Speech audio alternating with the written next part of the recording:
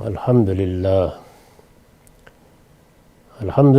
رب العالمین والصلاة والسلام علی محمد الامین اعوذ باللہ من الشیطان الرجیم بسم اللہ الرحمن الرحیم۔ خواتین و حضرات، ہم میزان حصہ اول میں دوسرے باب اخلاقیات کا مطالعہ کر رہے ہیں۔ اس میں بنیادی مباحث پر گفتگو ہو رہی ہے، اور پہلی چیز یہ زیر بحث آئی کہ ہم جو خیر و شر کے الفاظ بولتے ہیں، نیکی، بدی، برائی، بلائی، اس کے جاننے کا ذریعہ کیا ہے۔ میں نے یہ عرض کیا کہ قرآن مجید نے اس کا جو تصور دیا ہے وہ یہ ہے کہ اصلاً نیکی اور بدی کا شعور انسان کے اندر اس کے پروردگار یا اس کے خالق کا الہام ہے۔ یعنی جیسے انسان کی شخصیت وجود پذیر ہوئی ہے تو اس کے خمیر ہی میں یہ چیز ڈال دی گئی ہے، وہ نیکی اور بدی کا یہ شعور لے کر پیدا ہوتا ہے۔ قرآن مجید میں سورہ شمس کی جس آیت کو میں نے اس بحث کے لیے سر عنوان بنایا ہے، اس میں یہی بتایا گیا ہے۔ اس کے بعد یہ سوال پیدا ہوتا ہے کہ اللہ کے پیغمبر پھر آ کر کیا کرتے ہیں؟ تو میں نے یہ عرض کیا کہ یہ جو الہام ہے انسان اس کی تعبیر کرتا ہے۔ اللہ تعالیٰ نے جو کچھ بھی ہمارے اندر بالقوہ دیا ہے، جب وہ بالفعل سامنے آتا ہے تو اس میں انسان کی تعبیر، کیونکہ وہ ایک عقلی وجود رکھتا ہے، اس کے گرد و پیش کا ماحول اور اس کے اثرات اثر انداز ہوتے ہیں۔ اللہ کے پیغمبر نیکی اور بدی کے اس شعور کی تعیین میں انسان کی مدد کرتے ہیں، یعنی جہاں غلطی ہے اس کی اصلاح کر دیتے ہیں، جہاں اجمال ہے اس کی تفصیل کر دیتے ہیں، جہاں اصل ہے اس کے فروع متعین کر دیتے ہیں، اور اس طرح نیکی اور بدی یا خیر و شر یہ پورے امتیاز کے ساتھ متعین ہو کر انسان کے سامنے آ جاتے ہیں۔ چنانچہ وہ الہام جو ہماری فطرت میں ہے اور وہ وحی جو پیغمبروں پر آتی ہے، ان کے باہمی تعلق سے اس طرح یہ شعور ترتیب پاتا ہے۔ یہ بات بیان ہو چکی ہے، اور میں نے اس کے آخر میں یہ عرض کیا تھا کہ انسان اگر اپنے باطن میں نگاہ ڈالے تو اس کا یہ باطن، جس کو ہم وجدانی علم سے تعبیر کرتے ہیں، اس کی تصدیق کرتا ہے۔ اگر انسان اس دنیا میں اپنے تجربے کو دیکھے، یعنی وہ صدیاں گزار چکا ہے، اس میں بہت سے تجربات سے گزرا ہے، اس میں ایک تاریخ وجود میں آئی ہے، اس نے تہذیبوں کو وجود بخشا ہے، تو اس کا تجربی علم بھی اب ظاہر ہے اس کی بہت بڑی میراث ہے، وہ بھی اس کی تصدیق کرتی ہے۔ اس زندگی میں ہم جن مراحل سے گزرتے ہیں، ظاہر ہے کہ زندگی بجائے خود کچھ قوانین کے ساتھ روبعمل ہوتی ہے۔ ان قوانین کے تعامل کا اگر مطالعہ کیا جائے تو اس کا نتیجہ بھی یہی نکلتا ہے۔ ہم دنیا میں ہیں، انسان کی حیثیت سے ہیں، ہمیں جو حالات واقعات پیش آتے ہیں، ہم جن مراحل سے گزرتے ہیں، ان کا بھی اگر آپ جائزہ لیں تو اسی نتیجے پر پہنچتے ہیں کہ انسان اپنے وجود سے ایک اخلاقی شخصیت ہے۔ یعنی جس طریقے سے اللہ تعالیٰ نے اس کو آنکھیں دی ہیں، کان دیے ہیں، اس سے وہ خارج کی دنیا کے ساتھ اپنے آپ کو متعلق کرتا ہے، بالکل اسی طرح اس کے اندر ایک حادثہ اخلاقی ہے، اور اللہ کے پیغمبر آ کر در حقیقت انہی اخلاقی اساسات پر اپنی بات کو اٹھاتے ہیں، ان کو متعین کرتے ہیں، ان کی تفصیلات کرتے ہیں، اور ان پر مبنی قانون انسانوں کو دیتے ہیں۔ اس کے بعد اب میں نے لکھا ہے، روایتوں میں ایک تمثیل کے ذریعے سے یہی بات اس طرح سمجھائی گئی ہے۔ یعنی یہ جو کچھ ہے وہ میں نے قرآن مجید کے فہم کی بنیاد پر بیان کر دیا۔ ظاہر ہے کہ ہمارے پاس قرآن مجید کے فہم یا قرآن مجید کے مضمرات سے متعلق سب سے بڑی رہنمائی رسالت مآب صلی اللہ علیہ وسلم کی رہنمائی ہے۔ دین کے سب سے پہلے، سب سے بڑے اور بے خطا علم کے حامل محمد الرسول اللہ صلی اللہ علیہ وسلم ہی ہے۔ تو اگر کوئی چیز آپ کی طرف سے مل جاتی ہے اور قرآن مجید کی اساسات واضح ہیں اور ہم اپنے فہم سے اس کی تائید دیکھتے ہیں تو اس پر اللہ کا شکر ادا کرنا چاہیے۔ یہ بات جو میں نے پیچھے بیان کی ہے، یہ دیکھیے کہ رسول اللہ صلی اللہ علیہ وسلم نے ایک موقع پر کس طرح اس پوری بات کو ایک تمثیل کے ذریعے سے خود واضح فرما دیا ہے۔ روایتوں میں ایک تمثیل کے ذریعے سے یہی بات اس طرح سمجھائی گئی ہے کہ تم جس منزل تک پہنچنا چاہتے ہو، یہ بڑی خوبصورت تمثیل ہے، تم جس منزل تک پہنچنا چاہتے ہو وہ منزل کیا ہے؟ ظاہر ہے نجات، فلاح۔ یہی ہر انسان کے سامنے ہے۔ اگر موت ایک حقیقت ہے اور موت پر زندگی ختم نہیں ہو رہی تو پھر انسان کی منزل یہی ہو سکتی ہے کہ وہ موت کے بعد فلاح پا جائے۔ قرآن مجید نے یہی تعبیر اختیار کی ہے، قد افلح المؤمنون قد افلح من تزکا۔ تم جس منزل تک پہنچنا چاہتے ہو اس کے لیے ایک سیدھا راستہ تمہارے سامنے ہے، اللہ کا راستہ، سیدھا راستہ تمہارے سامنے ہے۔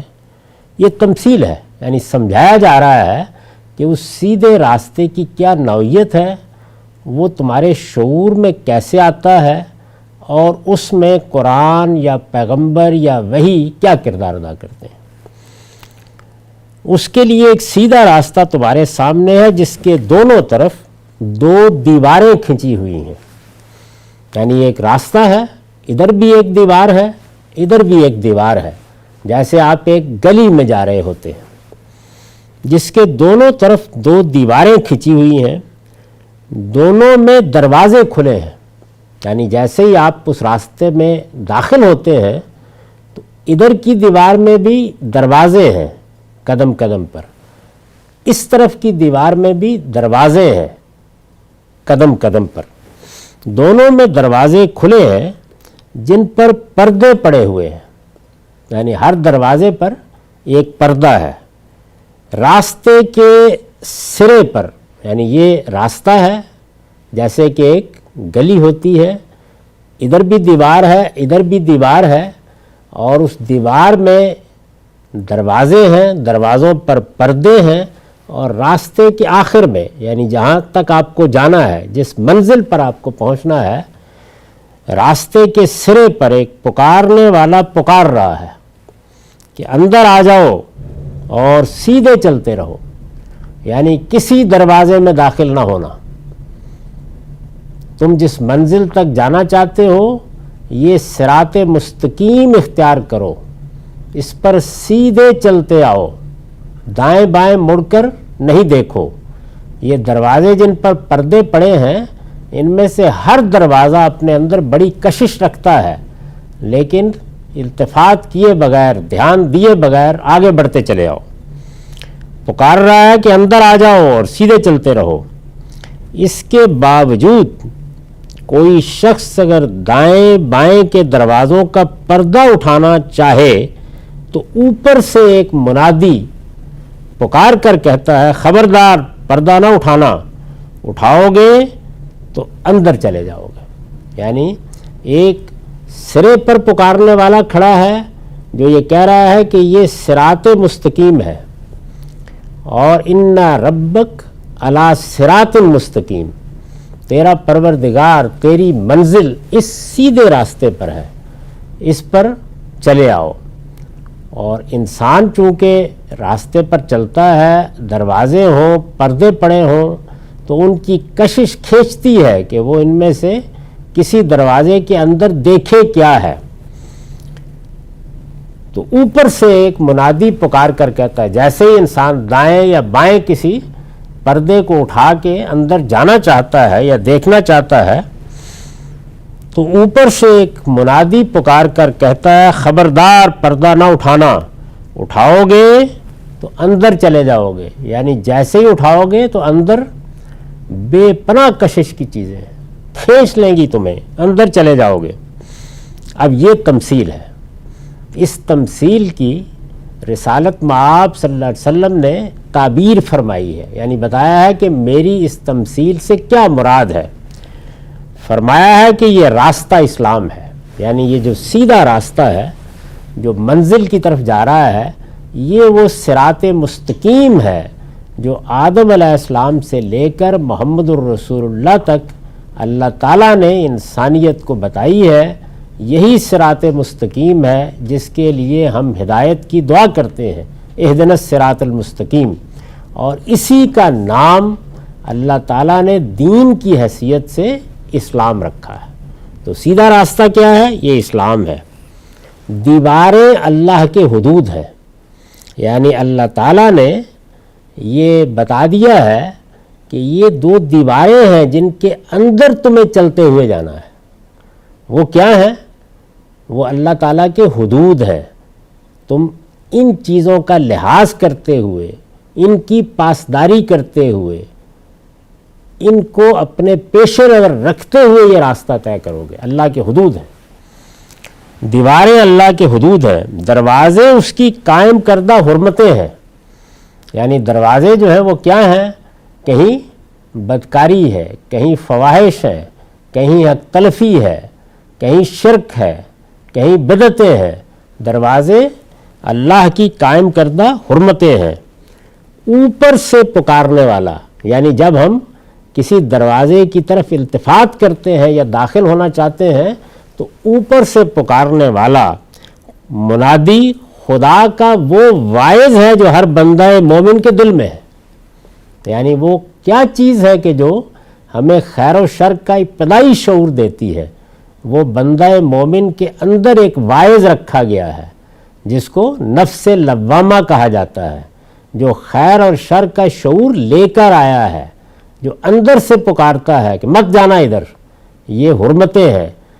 میں نے کئی مرتبہ توجہ دلائی ہے کہ قرآن مجید نے سورہ اعراف میں ان حرمتوں کو اصول میں جمع کر دیا ہے۔ تو ان سب حرمتوں کو اگر آپ سامنے رکھیں، یعنی فواحش کو، حق تلفی کو، کسی کی جان مال آبرو کے خلاف زیادتی کو، شرک کو، بدعت کو، تو گویا یہ وہ حرمتیں ہیں جن کا بنیادی شعور انسان کے اندر موجود ہے۔ تو جیسے ہی انسان ان حرمتوں کو پامال کرنے کی طرف التفات کرتا ہے، ارادہ کرتا ہے، تو پہلے ہی قدم پر وہ اندر سے منادی پکار کے کہتا ہے کہ مت جانا ادھر، ہر بندہ مومن کے دل میں ہے۔ تمثیل میں یہ بتایا گیا تھا کہ اوپر سے ایک منادی پکارتا ہے، فرمایا وہ اصل میں تمہارے دل میں اللہ کا الہام ہے، خیر و شر کا الہام، جس کو تمہارا نفس اگر تعین نہ بھی ہوئی ہو تو بالاجمال سمجھتا ہے اور فوراً توجہ دلاتا ہے۔ اور راستے کے سرے پر پکارنے والا قرآن ہے، یعنی کس خوبصورت انداز میں رسول اللہ صلی اللہ علیہ وسلم نے خیر و شر کا شعور کہاں پایا جاتا ہے، کہاں سے ملتا ہے، اس کو واضح کر دیا کہ یہ تعلق ہے وحی میں اور الہام فطرت میں۔ ہر قدم پر جو چیز متنبع کرتی ہے وہ تمہارے اندر موجود ہے، وہ متنبع کرے گی، اور تم اگر اس کی آواز پر نہیں لبیک کہو گے تو اللہ کے پیغمبر آ کر بلا رہے ہوں گے، اور پیغمبروں کے بلانے کی اس وقت قیامت تک کے لیے سب سے بڑی چیز کیا ہے ہمارے پاس؟ اللہ کی کتاب قرآن مجید۔ یہ ترمذی اور مسند احمد کی روایت ہے۔ تو اس میں دیکھیے کہ کس طرح سے یہ بتا دیا ہے کہ قرآن مجید یا اللہ کی کتاب یا پیغمبروں کی ہدایت، یہ اصل میں راستے کے سرے پر کھڑے ہوئے پکار رہے ہیں۔ قدم قدم کے اوپر جو چیز آپ کی رہنمائی کرتی ہے وہ باطن کا الہام ہے، وہ سب سے پہلے متنبع کرتا ہے۔ تو اس طرح اس تمثیل میں خود اللہ کے پیغمبر نے خیر و شر کا کیا ذریعہ ہے اس کو واضح کر دیا ہے۔ ارشاد فرمایا ہے ان ھذا القرآن یہدی للتی ہے اقوم ویبشر المؤمنین الذین یعملون الصالحات ان لہم اجرا کبیرا۔ یہ بنی اسرائیل کی آیت 9 ہے۔ لوگوں حقیقت یہ ہے کہ یہ قرآن وہ راہ دکھاتا ہے جو بالکل سیدھی ہے، یہ ماننے والوں کو جو اچھے عمل کرتے ہیں اس بات کی بشارت دیتا ہے کہ ان کے لیے بہت بڑا اجر ہے۔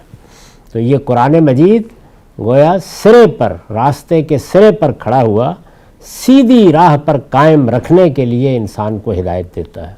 اب اس تمثیل کو آپ سامنے رکھیں اور پھر دیکھیں کہ انسان کے اندر جو خیر و شر کا شعور ہے وہی اصل میں اس کو دست بدعا کرتا ہے کہ پروردگار اگر میں اس الہام کی تعبیر میں غلطی کر رہا ہوں یا مجھے حالات نے کسی خلجان میں مبتلا کر دیا ہے تو میں تیرے حضور دست بدعا ہوں کہ مجھے اہدنا الصراط المستقیم، سیدھی راہ کی ہدایت بخش دے۔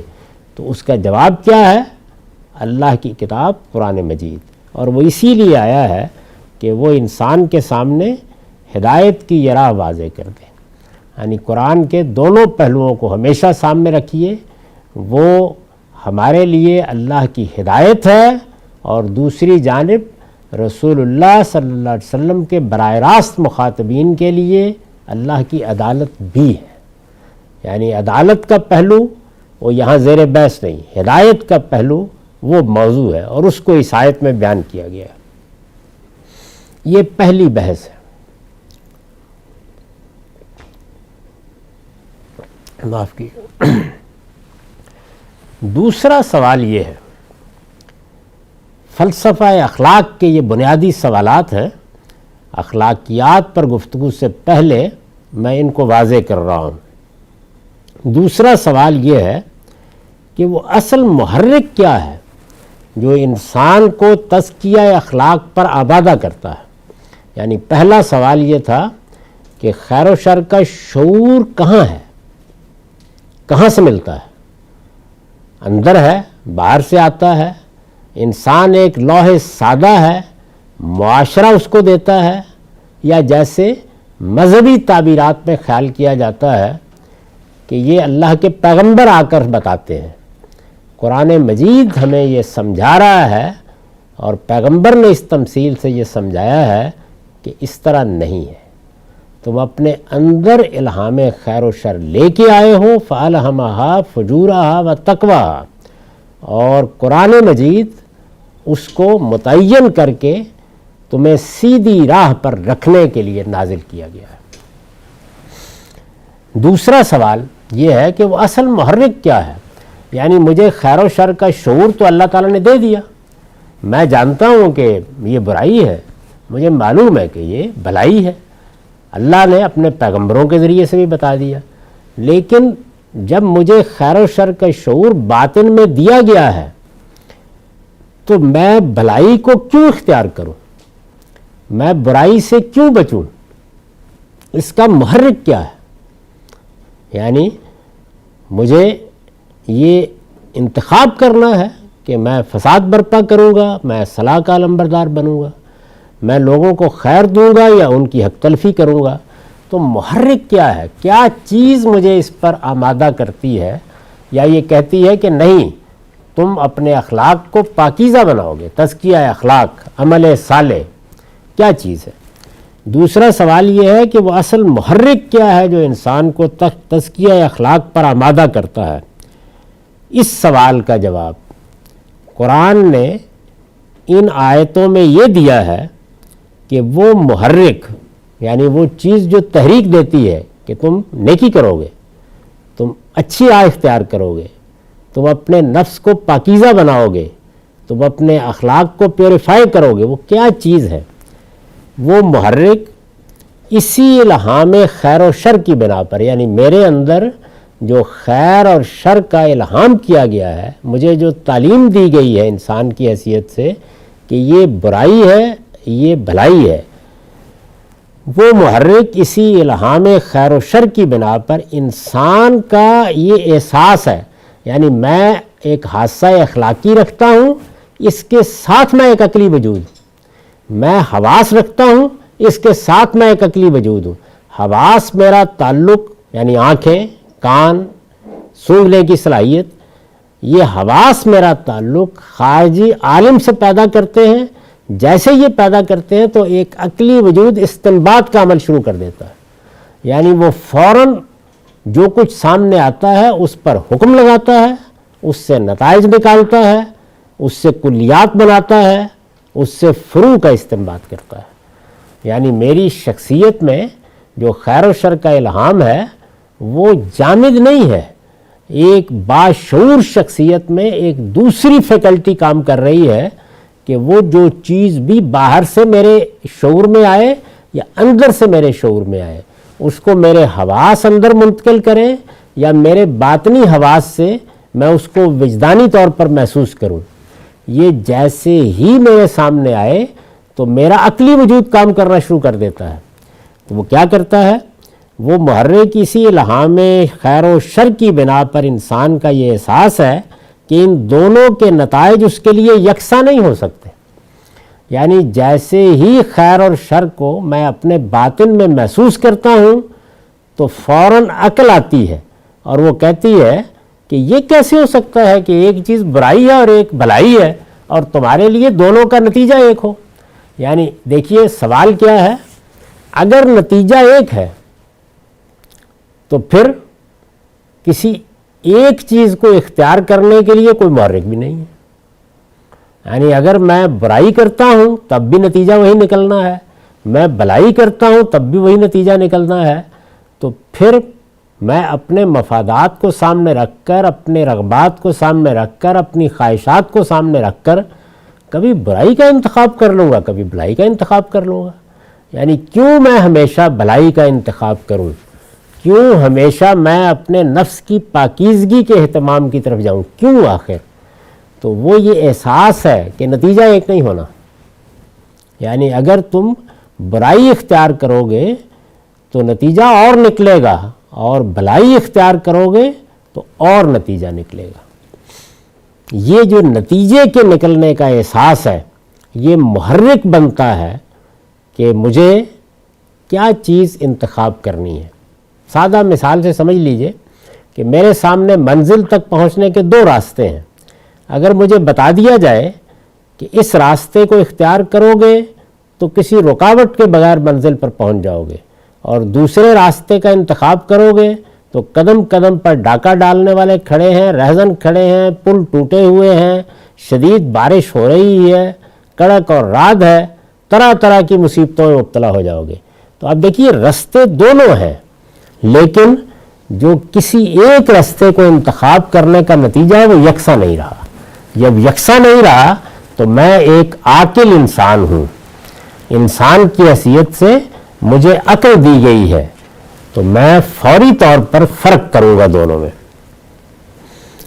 ان آیتوں میں جواب یہ دیا گیا کہ وہ محرک اسی الہام خیر و شر کی بنا پر انسان کا یہ احساس ہے کہ ان دونوں کے نتائج اس کے لیے یکساں نہیں ہو سکتے۔ قرآن مجید میں اگر دیکھیں تو کئی مقامات پر قرآن نے محض یہ سوال کر کے بات ختم کر دی ہے کہ تم سمجھتے ہو کہ میری بندگی کرنے والے اور مجھ سے سرکشی کرنے والے یکساں ہو جائیں گے؟ کیف تحکمون، کیسا حکم لگاتے ہو؟ یہ اصل میں وہی بداہت ہے جس کو بنائے استدلال بنایا گیا ہے۔ معاف کیجیے،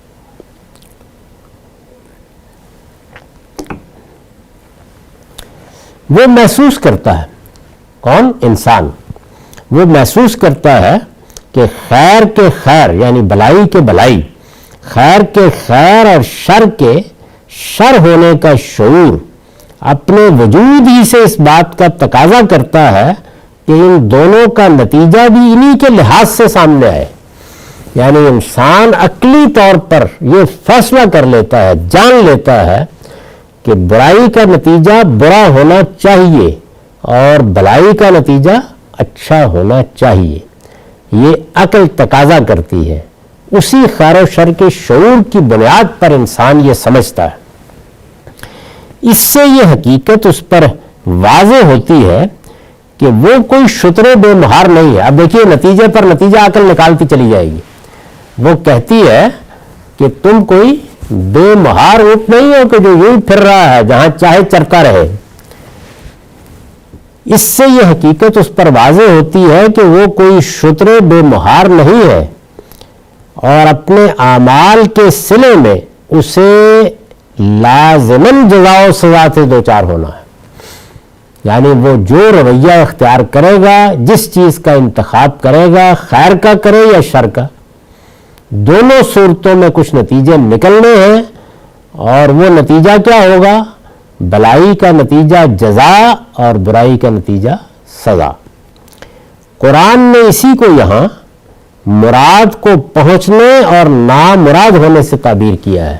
وہ آیت ذہن میں رکھیے جو سر عنوان بنائی گئی ہے سورہ شمس کی 7 سے 10 آیات، تو اس میں کہا گا قد افلح من زکاہا وقد خاب من دساہا، یعنی جس نے اپنے نفس کا تزکیہ کیا، اس کو پاکیزہ بنایا، اپنے اخلاقی وجود کو پاکیزہ بنایا، وہ فلاح پا گیا، وہ مراد کو پہنچ گیا، بامراد ہوا، اور جس نے اس کو آلودہ کیا وہ نامراد ہوا، اس نے اپنے آپ کو برباد کیا۔ قرآن نے اسی کو یہاں مراد کو پہنچنے اور نامراد ہو جانے سے تعبیر کیا ہے۔ اب اگر یہ بات انسان کے شعور کے اندر موجود ہے، جیسے کہ تجزیہ کر کے اس کو بتایا گیا، تو اس سے ظاہر ہے کہ خوف و طمع کا ایک احساس انسان کے اندر پیدا ہوتا اور اس بات کا محرک بن جاتا ہے کہ اپنے طبعی رجحانات کے علی الرغم وہ اپنے اخلاق کو پاکیزہ بنائے۔ یعنی یہ چونکہ ایک ایسا احساس ہے کہ جو اپنے لازمی عقلی نتائج کے ساتھ انسان کے سامنے آ جاتا ہے شعور کو پہنچنے کے بعد، تو یہ کس چیز کا تقاضا کرتا ہے؟ یہ اس کا تقاضا کرتا ہے کہ اگرچہ طبعی طور پر انسان اپنی جبلتوں کی طرف بھی میلان رکھتا ہے، شہوات کی طرف بھی میلان رکھتا ہے، وہ اپنی رغبات کے لیے بھی بہت آگے جانے کے رجحانات رکھتا ہے، اس سب کے علی الرغم، اس کے باوجود، یعنی ان کے ساتھ لڑ کر، ان کو ایک طرف رکھ کر وہ اپنے اخلاق کو پاکیزہ بنائے، اس لیے کہ یہ اس پر واضح ہو گیا کہ نتیجہ یکساں نہیں ہے۔ پھر جب وہ ایمان لے آتا ہے، یعنی یہاں تک انسان کی حیثیت سے زیر بحث تھا، اجمالی طور پر یہ محرک ہر انسان کے اندر اسی طرح موجود ہے، اسی بنیاد پر انسان کی پوری زندگی کو دیکھا جا سکتا ہے مذہب سے الگ کر کے۔ لیکن یہی انسان جب ایمان لے آتا ہے، پھر جب وہ ایمان لے آتا ہے تو ایمان کا مطلب کیا ہے؟ یعنی اس حقیقت کا اقرار کہ میں اس زمین پر ایک خالق کی مخلوق ہوں اور میرا خالق آسمان و زمین کا بادشاہ ہے، یعنی اللہ پر ایمان۔ یہی ایمان کی بنیاد ہے، باقی سب اس کے فروع ہیں۔ یعنی اللہ پر ہم ایمان لاتے ہیں تو وہ بتاتا ہے کہ میرے فرشتے ہیں، وہ بتاتا ہے کہ میں تمہاری طرف پیغمبر بھیج رہا ہوں، وہ بتاتا ہے کہ میں نے ان کو کتابیں دی ہیں، وہ بتاتا ہے کہ ایک دن تم کو میرے سامنے جواب دہ ہونا ہے۔ تو یہ سب چیزیں جتنی ہیں وہ اصل میں اللہ پر ایمان ہی کی فرع ہے۔ پھر جب وہ ایمان لے آتا ہے تو یہی احساس خدا سے متعلق ہو جاتا ہے۔ یعنی یہ جو احساس تھا کہ نتیجہ برا نکلے گا یا نتیجہ اچھا نکلے گا، تو اب اس احساس میں اللہ تعالیٰ داخل ہو جاتے ہیں کہ میرا رب جو میرا خالق ہے، میرا مالک ہے، وہ یہ کیسے ہو سکتا ہے کہ دونوں کا نتیجہ یکساں کر دے۔ تو اب یہ احساس اس ہستی سے متعلق ہو گیا جس نے مجھے بنایا ہے۔ اس وقت یعنی پھر اب ظاہر قرآن آ گیا، یہ وہی چیز ہے، اس تمثیل کو سامنے رکھیے کہ میرے باطن نے مجھے ایک جگہ تک پہنچایا اور اب اللہ کی کتاب آ گئی یا پیغمبر آ گئے، تو اللہ کی کتاب قرآن مجید، اس وقت قرآن اس سے مطالبہ کرتا ہے کہ اچھے اخلاق کی پابندی اور برے اخلاق سے اجتناب کے لیے اب یعنی تم برے اچھے نتیجے کی بنیاد پر تو کسی چیز کو اختیار کر رہے تھے، کسی سے بچ رہے تھے، اپنے اجتہاد کی بنیاد پر فیصلے کر رہے تھے، لیکن اب جب تم نے اس کائنات کے پروردگار کو اپنا پروردگار مان لیا ہے، تو اب اصل محرک صرف اس خدا کی محبت اس کی رضا کی طلب اور اس کی ناراضی کا خوف ہونا چاہیے. یعنی اب اپنے آپ کو اس سے اٹھاؤ، اب ان نتائج کو اس ہستی سے متعلق کرو کہ وہ چونکہ خالق ہے اور تم نے اس سے ملاقات کرنی ہے، تو چونکہ وہ خالق ہے اور یہ چاہتا ہے کہ تم اچھائی کرو، تو اس کی محبت میں اچھائی کرو. اس کی رضا یہی ہے، اس کی رضا، اس کی خوشنودی کی طلب میں اچھائی کرو، اور اس بات سے ڈرو کہ کہیں وہ ناراض نہ ہو جائے تم سے. اس کی ناراضی کا خوف ہونا چاہیے. وہ کون ہے؟ یعنی ظاہر ہے کہ میرا ایمان کسی علت العلل پر نہیں ہے، ایک زندہ قائم ہستی پر ہے. وہ کون ہے؟ جو عالم الغیب ہے. یعنی اس سے پہلے تو میں نتائج سے آنکھیں بند کر سکتا تھا، دائیں بائیں دیکھ سکتا تھا. اس سے پہلے میں اچھائی اور برائی کو قریب یا بعید میں رکھ کر راستے نکال سکتا تھا. لیکن اب جب اس کے اوپر ذات خداوندی یعنی وہ سرے پر قرآن سامنے آ گیا ہے، تو اب وہ پروردگار ہر وقت میری نگاہ میں رہنا چاہیے. وہ کون ہے؟ جو عالم الغیب ہے، یعنی کوئی چیز اس کی نگاہ سے پوشیدہ نہیں ہے. دانائے راز ہے، یعنی یوں نہیں ہے کہ میرے ظاہر کو دیکھ لے گا، میری بات کو دیکھ لے گا، میرے فعل کو دیکھ لے گا. جو کچھ میرے اندر ہے سب جانتا ہے، واقف اسرار ہے، اور وجود کی ہر حرکت اور قلب و نظر کی ہر جنبش سے پوری طرح باخبر ہے. علیم، حکیم، ان تمام صفات کا حامل. قرآن میں یہ بات کئی جگہ بیان ہوئی ہے. ادائے حقوق کی تاکید کے بعد ایک موقع پر فرمایا ہے، یعنی اب گویا وجہ اللہ، اللہ کی خوشنودی، اللہ کی رضا، یہ اب بننی چاہیے محرک. محرک تو اندر کے کچھ عقلی نتائج بن گئے، لیکن ایمان کے بعد اب اصل محرک سامنے آتا ہے، اور وہ پروردگار ہے. تو قرآن مجید نے فرمایا ہے، یہ سورہ روم کی 38 آیت ہے، فَآتِ ذِی الْقُرْبَى حَقَّهُ وَالْمِسْكِینَ وَابْنَ السَّبِیلِ ذَلِکَ خَیْرٌ لِلَّذِینَ یُرِیدُونَ وَجْهَ اللَّهِ وَأُولَٰئِکَ هُمُ الْمُفْلِحُونَ. سو رزق میں کشادگی ہو تو قرابت مند اور مسکین اور مسافر کو اس کا حق دو. یہ ان کے لیے بہتر ہے جو خدا کی رضا چاہتے ہیں، اور وہی آخرت میں فلاح پانے والے ہیں. خدا کی رضا چاہتے ہیں، یعنی اب گویا یہ چیز محرک بن جانی چاہیے. اس کا بہترین نمونہ، یعنی اس احساس کا بہترین نمونہ، اس تصور کا بہترین نمونہ انبیاء علیہم السلام ہیں. رسول اللہ صلی اللہ علیہ وسلم کے بارے میں قرآن کا ارشاد ہے، یہ سورہ لیل ہے 18 سے 20 آیات، الذی یؤتی مالہ یتزکی وما لأحد عنده من نعمت تجزی الا ابتغاء وجہ ربہ العالی. معاف کی.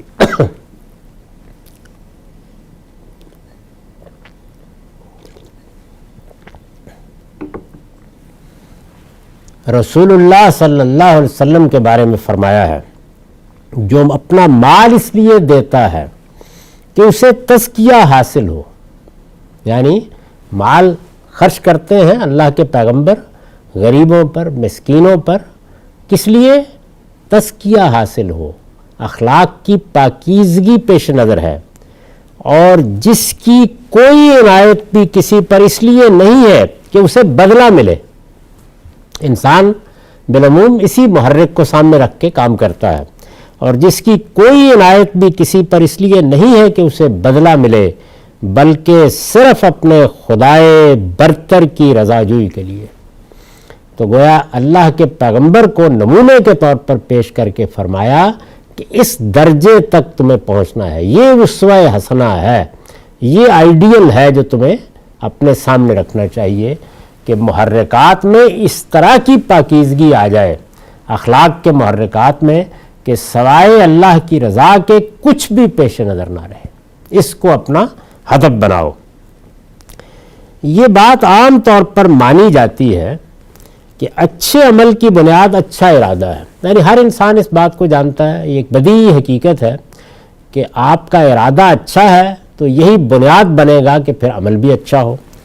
یہ بات عام طور پر مانی جاتی ہے کہ اچھے عمل کی بنیاد اچھا ارادہ ہے، رسول اللہ صلی اللہ علیہ وسلم نے بھی انما الاعمال بالنیات، انسان کے اعمال اس کی نیت پر موقوف ہیں، کہ بلیغ الفاظ میں یہی بات فرمائی ہے۔ یہ محرک یعنی خدا کے لیے نیکی کرنی ہے، خدا کے لیے پاکیزگی اختیار کرنی ہے، یہ میرا پروردگار ہے جس کی رضا مجھے مطلوب ہے۔ یہ محرک انسان کی اس نیت کو، یعنی سب سے پہلے تو نیت پاکیزہ ہوگی تو عمل پر اس کے اثرات جائیں گے۔ یہ محرک انسان کی اس نیت کو بالکل آخری درجے میں پاکیزہ بنا دیتا ہے۔ یعنی اب نیکی خیر بہت لوگ کرتے ہیں اور اچھے جذبات سے بھی کرتے ہیں، لیکن آخری درجے میں یہ چیز پاکیزہ بنا دیتی ہے کہ میرے رب کی خوشنودی اصلاً مطلوب ہے۔ چنانچہ اب نتیجہ کیا نکلتا ہے؟ چنانچہ اس کا کوئی عمل بھی اس کے بعد فخر، نمائش، ریا اور دکھاوے کے لیے نہیں ہوتا، اور اگر ہوتا ہے، انسان ہے، غلطی ہوتی ہے، اور اگر ہوتا ہے تو جلد یا بدیر وہ اس کو ان آلائشوں سے پاک کرنے کی کوشش کرتا ہے۔ یعنی انسان کے اندر یہ چیز پیدا ہو جاتی ہے، کبھی یہ کہ دنیا مجھے اچھا کہے، کبھی یہ کہ لوگ یہ خیال کریں کہ اس نے بڑا نیکی کا کام کر دیا، کبھی کوئی مفاد بھی پیش نظر ہوتا ہے، کبھی بدلے کی خواہش بھی ہو جاتی ہے۔ یہ آلائشیں ہیں۔ تو نیکی اور خیر کے لیے محرک اللہ کی رضا کے سوا کچھ نہیں ہونا چاہیے۔ اس آئیڈیل کو رسول اللہ صلی اللہ علیہ وسلم کے بارے میں تو دیکھیے کس شان کے ساتھ اللہ تعالیٰ نے فرمایا ہے کہ وَمَا لِأَحَدٍ عِندَهُ مِن نِعْمَةٍ تُجْزَىٰ، اور جس کی کوئی عنایت بھی کسی پر اس لیے نہیں کہ اسے بدلہ ملے۔ یہ تو آخری مقام ہے، لیکن ہم انسان قدم قدم پر پھسلتے ہیں، ایسے مزلات ہوتے ہیں کہ جن میں کہیں نہ کہیں گمراہی میں پڑ جاتے ہیں، کوئی آلائش آ جاتی ہے۔ تو اگر یہ محرک سامنے ہو کہ مجھے نہیں اللہ کی رضا کی طلب کے لیے کرنا ہے، تو پھر انسان جیسے ہم وضو کرتے ہیں، جس طرح ہم اپنے آپ کو روزانہ غسل کر کے صاف کرتے ہیں، پاک کرتے ہیں، تو وہ اسی طرح سے توبہ سے، استغفار سے، اپنے التفات کو بہتر کر کے وہ اپنے آپ کو پاک کرتا رہتا ہے۔ قرآن کی اس تعلیم کا، یعنی تعلیم کیا ملی کہ اب محرک صرف اللہ کی رضا ہونی چاہیے تزکیہ اخلاق یا اچھے عمل کے لیے، یہ تعلیم دی گئی ہمیں۔ تو یہ جو تعلیم ہے، میں نے عرض کر دیا کہ اس کا بہترین نمونہ تو پیغمبر کی ذات ہے، وہ ہمارے سامنے اللہ تعالیٰ نے رکھ دیا۔ ہم میں سے ہر ایک کو اس کی طرف بڑھنا ہے۔ قرآن کی اس تعلیم کا سب سے مؤثر بیان وہ ہے جسے ابو ہریرہ رضی اللہ عنہ سے نقل کیا گیا ہے۔ وہ کہتے ہیں کہ رسول اللہ صلی اللہ علیہ وسلم نے فرمایا، قیامت کے دن سب سے پہلے ان لوگوں کا فیصلہ کیا جائے گا جو قرآن کے عالم تھے یا جہاد میں مارے گئے یا جنہیں اللہ تعالیٰ نے مال و دولت سے نوازا تھا۔ یعنی غریب غربا وہ تو بعد میں زیر بحث آئیں گے، پہلے یہ لوگ۔ عالم ہے تو اس کا مطلب یہ ہے کہ وہ دین کو سمجھ کر اب زندگی بسر کرنے کا مکلف ہو گیا ہے۔ جہاد کے لیے نکلا ہے آدمی، بظاہر لوگوں کو یہ کہہ کے کہ میں اللہ کی راہ میں جا رہا ہوں۔ مال و دولت اللہ کی بہت بڑی نعمت ہے، اسلام میں اس کو خیر اور اللہ کا فضل کہا گیا ہے، وہ دے دیا اللہ تعالیٰ نے۔ تو ان لوگوں کو لایا جائے گا، انہیں لایا جائے گا، پھر اللہ تعالیٰ اپنی نعمتیں انہیں یاد دلائے گا، وہ ان کا اقرار کریں گے۔ پھر اللہ تعالیٰ پوچھے گا تم ان میں کیا کرتے رہے، یعنی یہ میں نے تمہیں سب دیا۔ عالم کہے گا میں نے علم سیکھا اور سکھایا اور لوگوں کو آپ کی طرف، اللہ کی طرف بلانے کے لیے قرآن سناتا رہا، سمجھاتا رہا، درس دیتا رہا۔ مجاہد کہے گا میں آپ کی راہ میں لڑا اور مارا گیا، اس سے بڑی بات کیا ہو سکتی ہے۔ دولت مند عرض کرے گا میں نے ہر اس موقع پر خرچ کیا جہاں آپ خرچ کرنا پسند کرتے ہیں۔ اب ظاہر ہے کہ یہ بات جب اللہ کے سامنے کہی جائے گی، ظاہر ایک تمثیل ہے، بات سمجھانے کے لیے حضور نے فرمایا۔ اللہ تعالیٰ فرمائے گا تم سب جھوٹے ہو، تم تو یہ سب اس لیے کرتے رہے کہ لوگ تمہیں عالم اور بہادر اور سخی کہیں، اس لیے کرتے رہے، سو دنیا میں تمہیں یہ کہہ دیا گیا، چنانچہ حکم دیا جائے گا اور وہ منہ کے بل گھسیٹ کر جہنم میں ڈال دیے جائیں گے۔ یہ بات میں نے بخاری کی اس روایت کو نقل کیا ہے، یہ بخاری میں بھی ہے، مسلم میں بھی ہے، ان کے حوالے نیچے دے دیے ہیں۔ کیوں لی ہے؟ اس لیے کہ خود قرآن مجید نے یہی اصول بیان کیا ہے کہ اگر کوئی شخص سب کچھ دنیا ہی کے لیے کرتا ہے، ایک یہ ہے کہ کچھ خرابی ہو گئی وہ اصلاح کر لیتا ہے آدمی، اگر دنیا ہی ہدف ہے، علم کی بھی، جہاد و قتال کی بھی اور دولت کی بھی، تو اللہ تعالیٰ نے قرآن میں بتایا کہ پھر معاملہ یہی صاف ہو جائے گا، اللہ تعالیٰ اس کا صلہ دے دیں گے۔ یہاں بھی یہ کہا گیا کہ سو دنیا میں تمہیں یہ کہہ دیا گیا ہے، چنانچہ حکم دیا جائے گا اور وہ منہ کے بل گھسیٹ کر جہنم میں ڈال دیے جائیں گے۔ ہمارا وقت ختم ہوا۔ اقول قولی ھذا واستغفر اللہ لی ولکم ولسائر المسلمین۔ اب 10 منٹ کا وقفہ ہے، اس کے بعد سوالوں کی نشست ہوگی۔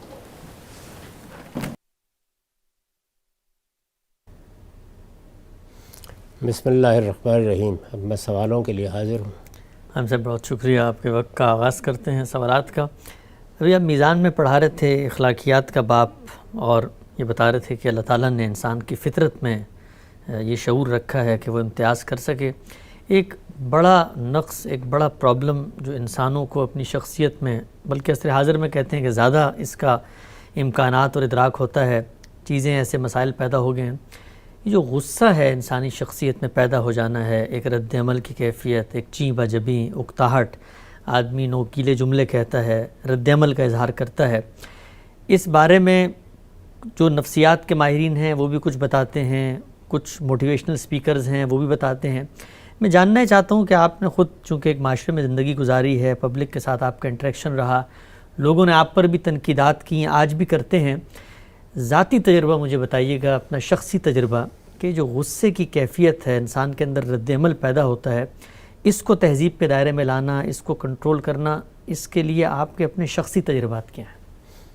پہلی بنیادی چیز تو یہ سمجھ لیجئے کہ غصہ یا رد عمل یا جذبات کی حدت یہ کوئی بری چیز نہیں ہے، اپنی ذات میں یہ بڑی نعمت ہے جو انسان کو عطا ہوئی ہے۔ انسان اس کے ذریعے سے اپنی سیرت، اپنے کردار، اپنے ماحول، اور میں تو یہ کہوں گا کہ اپنی حرمتوں کی بھی حفاظت کرتا ہے۔ یہی چیز انسان کو انا جیسی قوت دیتی ہے جو خودداری کا ماخذ ہے، یعنی خودداری اور عزت نفس کا احساس اسی سے پیدا ہوتا ہے۔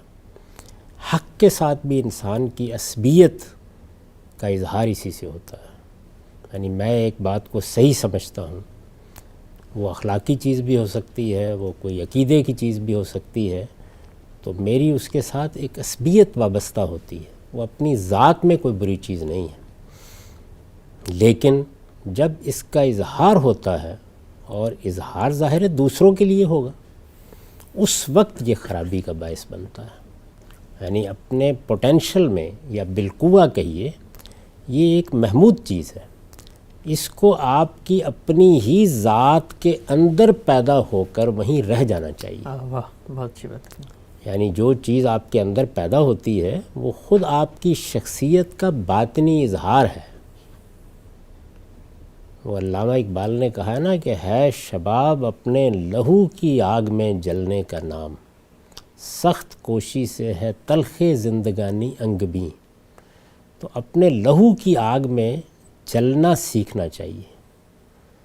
یہ چیزیں آپ کے اندر خود آپ کی تعمیر کرتی ہیں، آپ کی شخصیت کو بڑھاتی ہیں، آپ میں خودداری کا احساس پیدا کرتی ہیں۔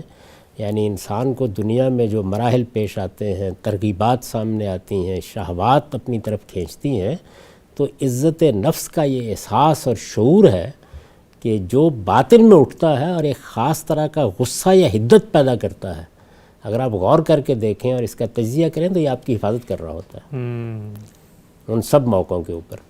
یہ اخلاقی مسئلہ اس وقت بنتا ہے کہ ہم اس کو اپنے باطن میں جذب کرنے کی بجائے، یہ الاؤ اپنے اندر رکھنے کی بجائے ہم اس کو دوسروں سے متعلق کر دیتے ہیں۔ تو مجھے خود جوانی میں اس کا تجربہ ہوا اپنے بارے میں کہ میں حدت اور شدت محسوس کرتا تھا دوسروں کے لیے بھی۔ میرے جو بہت پرانے دوست ہیں ڈاکٹر ساجد علی صاحب، میں ان کو یار عزیز کہتا ہوں، انہوں نے پچھلے دنوں یہ لکھا بھی، تو یہ چیز ہر انسان میں ہوتی ہے، یعنی خاص طور پر جوانی میں کہتے ہیں نا وہ آتش جوان تھا، آپ پھر محسوس کرتے ہیں کہ نہیں، اس کا دائرہ آپ کے باطن ہے، اس کا دائرہ خارج نہیں ہے، اس کا ظہور بیوی کے لیے، بچوں کے لیے، رفقا کے لیے، ملنے والوں کے لیے، مخالفین کے لیے، ناقدین کے لیے نہیں ہونا چاہیے۔ یہ وہ چیز ہے کہ جو جس طرح لکڑی سلگتی ہے، یہ وہ ہے، یہ الاؤ نہیں بننا چاہیے۔ چیز حیات دوام سوختن ناتمام، تو سوختن ناتمام ہے اصل میں، یعنی جس طرح کے سلگ کر جلنے کا نام ہے، تو اسی طرح سے اس کو اپنے اندر لے لینا چاہیے، ضبط کرنا، پی لینا۔ یہ جسے قرآن مجید نے دیکھیے کیا خوبصورت تعبیر اختیار کی ہے، کاظمین الغیظ، یعنی یہ نہیں کہا کہ وہ جو غیظ کو یا غصے کو یا شدت کو یا حدت کو مار دیتے ہیں، نہیں، اس کو پی جاتے ہیں، اسے ضبط کرتے ہیں۔ اسی لیے ہمارے ہاں کی ورڈ کی حیثیت تقوی کو حاصل ہے۔ تقوی کیا ہے؟ یعنی آپ کے اندر اللہ تعالیٰ نے جو چیزیں پیدا کی ہیں ان کو آپ جس طریقے سے ایک ابلتا ہوا سمندر ہوتا ہے تو آپ اس کے ساحل بنائیں، کنارے بنائیں، یا ایک سیلاب کی صورت میں بہتا دریا ہے تو بند باندھیں، یہی تقوی ہے۔ تو یہ چیز جس وقت آپ پیدا کرتے ہیں اپنے اندر، تو آہستہ آہستہ آپ کو ایسی گرفت حاصل ہو جاتی ہے کہ پھر اس کا اظہار باہر نہیں ہوتا۔ مجھے یاد ہے جن بزرگوں سے میں نے زندگی کے آداب سیکھے ہیں، ان میں مولانا سید ابو اللہ صاحب مودودی کی شخصیت بڑی غیر معمولی ہے اور مجھ پر ان کے بہت اثرات ہیں الحمدللہ۔ تو ایک مرتبہ لوگوں نے ان سے پوچھا کہ آپ پر لوگ تنقیدیں کرتے ہیں، الزامات لگاتے ہیں، آپ جواب نہیں دیتے، تو کیا آپ پر اس کا کوئی اثر نہیں ہوتا؟ یعنی آپ نے جواب نہیں دیا، آپ نے رد عمل نہیں ظاہر کیا، آپ نے کسی کی تنقید کو درخور اعتنا نہیں سمجھا، تو یہ انسانی زندگی کے مطالعے کے خلاف ہے یہ بات، اس لیے کہ غصہ تو آئے گا، انسان کو یہ احساس ہوگا کہ یہ کیا حرکت ہے جو میرے ساتھ کی جا رہی ہے، تو آپ جواب نہیں دیتے تو کیا اس کا اثر بھی نہیں ہوتا، یعنی طبیعت میں بھی یہ چیز پیدا نہیں ہوتی؟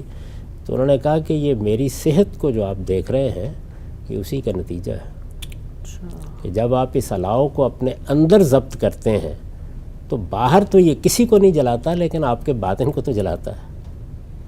یہ اس کی تعبیر ہے کہ انسان کو کس طرح اپنی تہذیب کرنی چاہیے۔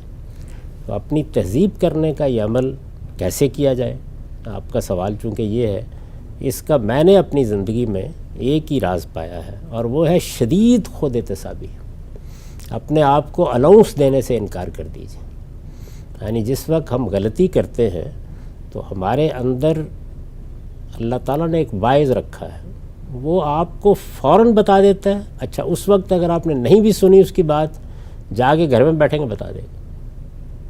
یعنی مجھے بہت اچھی طرح یاد ہے کہ جب جوانی میں کسی ملنے والے کے ساتھ غصے کا اظہار کیا، کسی ناقد کے ساتھ غصے کا اظہار کیا، کسی احمقانہ بات پر اصرار کرنے والے کے ساتھ غصے کا اظہار کیا، دوست کے ساتھ کیا، گھر میں کسی کے ساتھ کیا، ماں کے ساتھ کیا، باپ کے ساتھ کیا، اس کے بعد ایک پچھتاوے کی لہر آتی ہے انسان کے اوپر، لازماً آتی ہے، یہ واعظ ہے انسان کے اندر۔ اب آپ نے اس آواز کو نہیں دبانا، یعنی اس وقت انسان کیا کرتا ہے، وہ تعویلات کرتا ہے، نہیں یہ موقع تھا اس کا، یہ آدمی اس کا مستحق تھا، ابا جان کو اس وقت یہی جواب دینا چاہیے تھا، اماں نے بات ہی ایسی کر دی تھی، تو آپ اس موقع کے اوپر الاؤنس دیتے ہیں اپنے آپ کو۔ یہ اصل میں عمل بند کر دینا چاہیے، پہلے دن سے یہ طے کر لینا چاہیے کہ نہیں، جب بھی میرا ضمیر مجھے یہ بتائے گا، میرا باطن یہ گواہی دے گا کہ یہ میں نے ٹھیک نہیں کیا، یہ لفظ میں نے صحیح نہیں بولا، میری آواز بلند ہو گئی، میں نے دوسرے آدمی کے اوپر جوابی الزام لگا دیا، تو اب یہ ایک غلطی ہے، مجھے اس سے اپنے آپ کو پاک کرنا ہے، اسی کو تزکیہ کہتے ہیں۔ تو اپنے آپ کو پاک کرنے کا یہ عمل ایک دن میں نہیں ہوتا، 2 دن میں نہیں ہوتا، اگر آپ فطری طریقے سے کرنا چاہتے ہیں تو اس میں برسوں لگ جاتے ہیں، اور جب آپ یہ مسلسل کرتے رہیں، ہر روز کرتے رہیں، تو ایک وقت آ جاتا ہے کہ جب پھر لوگوں کو حیرت ہوتی ہے کہ یہ آدمی ایسا کیسے بن گیا۔ کیسا بن گیا یہ آدمی ایسے. تو اللہ سے دعا بھی کرنی چاہیے. سب سے بڑی چیز تو اللہ تعالیٰ کی عنایت، اس کا کرم ہے، لیکن اللہ تعالیٰ کی عنایت اور کرم اس کا ضابطہ یہی ہے کہ آپ جدوجہد کریں گے تو وہ آپ کو اس کا صلہ دے گا. ٹھیک ہے. ہم سب دو مزید پہلو میں چاہتا ہوں ذرا اسی حوالے سے آپ اس کی مزید توضیح کیجئے. ایک بات تو یہ ہے کہ کہا جاتا ہے کہ جب آپ غصے کا اظہار کرتے ہیں تو وہ کیتھارسس ہو جاتا ہے، جو آپ کا اظہار معافی ضمیر تھا اس کا اظہار ہو گیا، آپ ریلیکس ہو جاتے ہیں. آپ کا تجربہ کیا ہے کہ جب غصہ آدمی کرتا ہے تو اس کے اثرات خارج سے زیادہ کیا اس کی اپنی کوگنیٹیو اسکل، اس کی کریٹو تھنکنگ، اس کی انالیٹیکل جو بصیرت ہوتی ہے، یا اس کی شخصیت پر بھی ہوتا ہے، یا اس کا اثر صرف خارج میں ہی ہوتا ہے جب آدمی غصہ جب دوسروں کے بارے میں وہ اس طرح کی حرکت کرتا ہے تو سب سے برا اثر خود اس کے اوپر پڑتا ہے. اچھا، وہ اس کی کیسے؟ اپنی شخصیت برباد ہو کے رہ جاتی ہے. یعنی انسان کے اندر جو ضمیر موجود ہے وہ اس کو ملامت کرتا ہے، اور یہ معلوم ہوتا ہے کہ اس موقع پر نہ تمہارے الفاظ تمہارے قابو میں رہے، نہ تمہاری زبان تمہارے قابو میں رہی، نہ تم نے دوسرے آدمی کے ساتھ عزت اور شرافت کا رویہ اختیار کیا. تو یہ چیز ظاہر ہے کہ قدم قدم پر برائی کا احساس پیدا کرتی ہے، اور برائی کا احساس انسانی نفس کی تباہ کاری کا ذریعہ بنتا ہے. تو اس لیے یہ تو لازماً ایسے ہی ہوگا جب دوسروں کے ساتھ ایسا معاملہ ہو. میں نے عرض کیا کہ اگر آپ اس کو اپنے باطن کا ذریعہ بناتے ہیں تو پھر اس کے اثرات بہت مثبت ہوتے ہیں. یعنی جیسے ہی آپ اس کا رخ بدل لیتے ہیں اپنی ذات میں. آپ مجھے یاد ہے ایک مرتبہ ایک بڑا دلچسپ واقعہ ہوا. جی. آپ جانتے ہیں کہ میرے بزرگوں میں میاں طفیل محمد صاحب بھی ایک بڑے بزرگ رہے ہیں، اور ان کے ساتھ بھی بہت محبت کا تعلق رہا. وہ ایک مجلس میں تھے، مجھے یہاں تک یاد پڑتا ہے شاید شیخو پورہ میں. وہاں 10 20 50 لوگ تھے، اور ان میں سے ایک صاحب ہوتا ہے نا ایسا کہ آپ تنقید کر رہے ہوتے ہیں یا کسی غلطی کی طرف توجہ دلا رہے ہوتے ہیں، تو وہی غصہ جو آپ نے اس وقت موضوع بنایا ہے وہ آپ پر حاوی ہو جاتا ہے. تو وہ اٹھے اور انہوں نے اٹھ کے واہی تباہی اپنی تنقید بیان کرنا شروع کر دی. اب بجائے اس کے کہ میاں صاحب ان کی تنقید کا جواب دیتے، انہوں نے کہا کہ آپ بیٹھ جائیے. تو وہ نہیں بیٹھے. انہوں نے کہا رسول اللہ نے فرمایا ہے آپ بیٹھ جائیے. تو خیر وہ آدمی تھوڑے سے ٹھٹکے بیٹھ گئے. اس وقت کا کہاں فرمایا ہے؟ تو انہوں نے پھر وہ حدیث سنائی. کہا کہ دیکھیے جب انسان کو غصہ آ جائے تو پہلا کام یہ کرنا چاہیے کہ آپ اپنی حیت بدل لیں. حیت کی تبدیلی آپ کو متوجہ کرنے کا باعث بن جاتی ہے. بہت سے بزرگوں نے یہ نصیحت کی ہمیں جوانی کے زمانے میں کہ جس وقت کسی دوسرے پر غصہ آ جائے اور بیٹھے ہوئے ہیں تو ٹہلنا شروع کر دیں اٹھ کے. تو یہ در حقیقت کیا چیز ہے؟ یہ وہی چیز ہے کہ آپ ایک خاص رو میں ہوتے ہیں. اس وقت آپ اس رو کو بجلی کے کرنٹ کی طرح اصل میں آپ کے پورے وجود کا احاطہ کیے ہوتی ہے، اس کو کاٹ دیں تھوڑی دیر کے لیے. ایسے کہا گیا کہ پانی پی لیں. کہتے ہیں نا پرانے بزرگ، غصہ آ گیا بعض اوقات آپ نے دیکھا ہوگا اماں بھی کہتی ہیں، ابا بھی کہتے ہیں ذرا ٹھنڈے ہو جائیے، پانی پی لیجیے. تو اس سے بھی یہی مقصد ہوتا ہے کہ آپ کی وہ رو جو آپ کے اندر اس وقت ایک بجلی کا کوندہ بن گئی ہے اس کا سلسلہ منقطع کیا جائے. تو آپ اس پہ سوچیں. تو دوسروں کی طرف جب آپ کے غصے کا رخ ہوتا ہے تو اس وقت آپ بہت خطرناک میدان میں داخل ہو چکے ہوتے ہیں. کیونکہ یہ بات آپ نے سنی ہوگی، عربی ادب میں بھی ایک بڑا اچھا مقولہ ہے کہ زخم تلوار کے ختم ہو جاتے ہیں، زبان کے نہیں ختم ہوتے.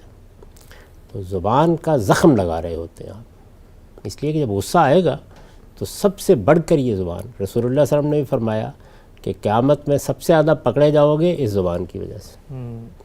کیونکہ جھوٹ اس سے نکلتا، بری باتیں اس سے نکلتی ہیں. غصے میں آپ بالکل نہیں دیکھتے کہ آپ کیا کہہ رہے ہیں.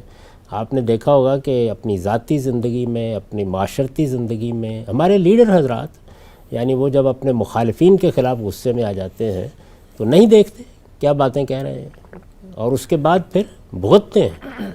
خاص طور پر پالیٹکس میں تو میں نے یہ دیکھا ہے پچھلے 40-50 سال کے دوران میں کہ کوئی خدا کا ایسا قانون ہے کہ آپ نے جو کچھ اپنے مخالفین کے بارے میں بدزبانی کی ہوتی ہے، قدرت کا مکافات کا عمل آپ کو اس جگہ لے آتا ہے کہ آپ کے ساتھ یہی ہو. اور اس کی وجہ غالباً یہ ہے کہ آپ قوم کی لیڈرشپ کے منصب پر فائز ہوتے ہیں، اور لیڈروں کے بارے میں مکافات دنیا میں ہوتی ہے. اچھا. یعنی باقی سب تو شاید قیامت ہی میں زیر بحث آئیں گے، لیکن لیڈروں کو خدا معاف نہیں کرتا، اس لیے کہ وہ قوموں کی رہنمائی کے منصب پر کھڑے ہوتے ہیں۔ یہ میں اپنے تجربے کی بات کر رہا ہوں، یعنی جو کچھ میں نے دیکھا ہے اور دنیا کی تاریخ میں جو پڑھا ہے، بالعموم ایسا ہی ہوتا ہے کہ آپ کے سامنے آ جاتے ہیں نتائج اور آپ کو وہی سب کچھ بھگتنا پڑتا ہے جو آپ دوسروں کے بارے میں کہہ رہے ہوتے ہیں یا کر رہے ہوتے ہیں۔ تو اس لیے یہ بڑی ضروری بات ہے کہ ہم اپنے بچوں کو بھی، اپنے گھر والوں کو بھی، اگلی نسلوں کو بھی یہ بتائیں کہ انسان کے اندر یہ بہت بڑی چیز ہے غصہ، یہ غیرت کا ذریعہ بنتا ہے، یہ حفظ نفس کا ذریعہ بنتا ہے، یہ حرمتوں کے پاس کا ذریعہ بنتا ہے، یہ شہوات کے مقابلے کا حوصلہ آپ کے اندر پیدا کرتا ہے۔ یہ بڑی نعمت ہے، لیکن اس کا باطن کی طرف رخ ہونا چاہیے، دوسرے کی طرف نہیں ہونا چاہیے۔ ٹھیک ہے صاحب، آپ نے بڑی اچھی بات فرمائی، اور رسول اللہ صلی اللہ علیہ وسلم کا ارشاد بھی ہے کہ جو دو ہونٹوں کے درمیان میں ہے اس کی ضمانت دو تو میں جنت کی ضمانت دیتا ہوں۔ آپ نے بھی ایک نقطہ فرمایا کہ خود حدیث میں بھی تلقین آئی ہے، تجربہ بھی یہ بتاتا ہے کہ آپ حالت بدل لیں، حیت تبدیل کر لیں تو اس سے کچھ ریئلائزیشن ہوتی ہے، بیٹھے ہیں تو کمرے سے نکل جائیں۔ لیکن یہ بیویوں پہ جب کبھی غصہ آتا ہے تو آپ اگر کمرے سے غصہ دبانے کے لیے نکل جائیں تو وہ تو الٹا اس پہ غصہ شروع کر دیتی، کمرہ کیوں چھوڑ کے گئے ہو، تو وہ تو کاؤنٹر پروڈکٹیو ہو جاتا ہے۔ تو اس پہ بھی کوئی ذاتی زندگی کا تجربہ ہو تو وہ بھی بتائیں۔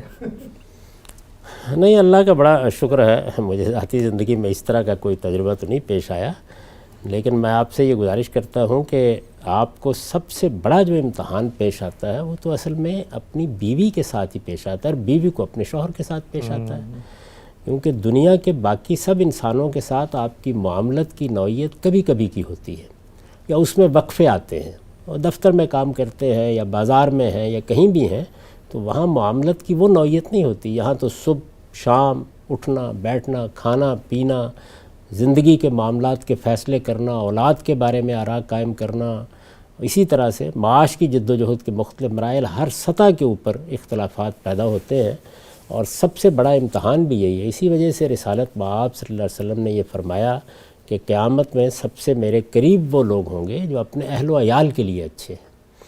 تو اہل و عیال کے لیے اچھا ہونا آسان کام نہیں ہے، یعنی بچوں کے معاملے میں بچے بھی تنگ کرتے ہیں، جب بڑے ہو جاتے ہیں وہ آپ سے اختلاف کریں گے، وہ اپنی آراء دیں گے، ہو سکتا ہے کہ وہ آپ کی توقعات پر پورے نہ اتریں، آپ نے جو ان کے بارے میں سوچا ہوتا ہے بعض اوقات وہ آپ کے لیے مسئلہ بن جاتا ہے۔ تو یہ ساری چیزیں جتنی ہیں وہ سب سے بڑا امتحان ہوتی ہے انسان کے لیے۔ اس لیے میرے نزدیک تو آدمی کو جب یہ پتہ چلے کہ اب میری شادی کا وقت قریب آ گیا ہے تو لوگ تو خیر اور بہت سی تیاریاں کرتے ہیں، سب سے بڑی تیاری یہی کرنی چاہیے کہ میں ایک ایسے امتحان میں اب داخل ہونے والا ہوں جس میں قدم قدم پر مذلات پیش آئیں گے۔ آپ نے دیکھا کہ لوگ اپنی زندگی برباد کر بیٹھتے ہیں، بچے کس طریقے سے طلاقیں ہو جاتی ہیں اور اس طرح کے معاملات ہوتے ہیں۔ یعنی آپ ہمارے ہاں کم سے کم چلیے شکل صورت تو دیکھ کے شادی کرتے ہیں نا آپ، تو وہ کیا چیز ہے جو بعد میں مسائل کا باعث بنتی ہے؟ وہ تو زیادہ تر آپ کی سیرت، آپ کا کردار، آپ کے اخلاق، آپ کے معاملات یہی بنتے ہیں نا۔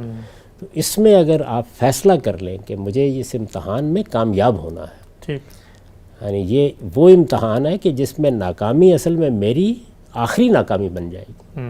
باقی تمام جگہوں پر اگر میں بہت سے لوگوں کو میں نے دیکھا زندگی میں، بڑے شائستہ ہوں گے، بڑے مہذب ہوں گے، بڑی مذہبی باتیں کریں گے، کیا واز ہے، کیا شان ہے، لیکن گھر میں داخل ہوتے ہی معلوم ہوتا ہے کہ اندر کا جانور باہر نکلا ہے۔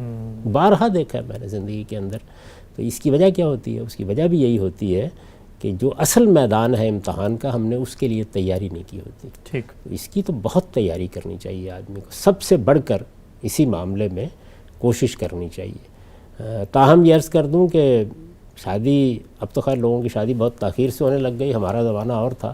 تو اگر آپ کی شادی 20-22 سال 25 سال کی عمر میں ہوئی ہے تو آپ جتنا جی چاہے اپنے آپ کو تیار کر لیں، آپ نہیں تیار ہوتے، یعنی بہت کچھ تیاری آپ کو اس کے بعد ہی کرنا ہوتی ہے۔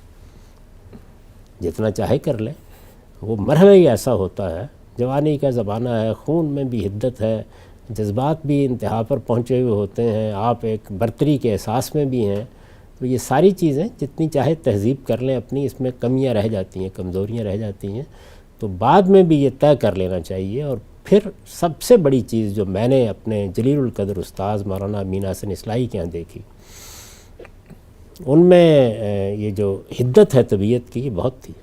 اچھا، اور کبھی جب غصہ آ جاتا تھا، خود میں نے ان کے بارے میں لکھا ہے کہ ان کا معاملہ یہی تھا کہ اس کی نفرت بھی عمیق، اس کی محبت بھی عمیق، دونوں چیزیں بہت انتہا پر تھیں۔